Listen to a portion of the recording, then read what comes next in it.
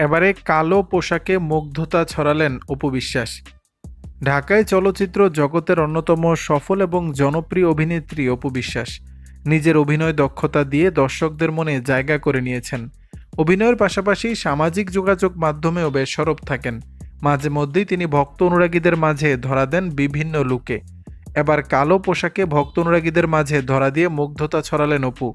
সম্প্রতি সামাজিক যোগাযোগ মাধ্যমে কালো পোশাকে কিছু ছবি শেয়ার করেছেন, যেখানে তাকে খোলা চুলে মুগ্ধ হয়ে অপলক দৃষ্টিতে তাকিয়ে থাকতে দেখা যায়। ছবি শেয়ার করে অভিনেত্রী ক্যাপশনে লিখেছেন, ড্রামা কুইন না হয়ে ডিভা কুইন হও। এদিকে নেটিজেনরা কমেন্ট বক্সে অপুর রূপের বেশ প্রশংসা করেছেন।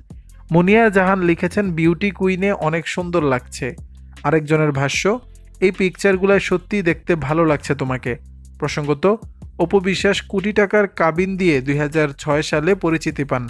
এর আগে কাল সকালে সিনেমায় পার্শ্ব চরিত্র দিয়ে ক্যারিয়ার শুরু হয় তার।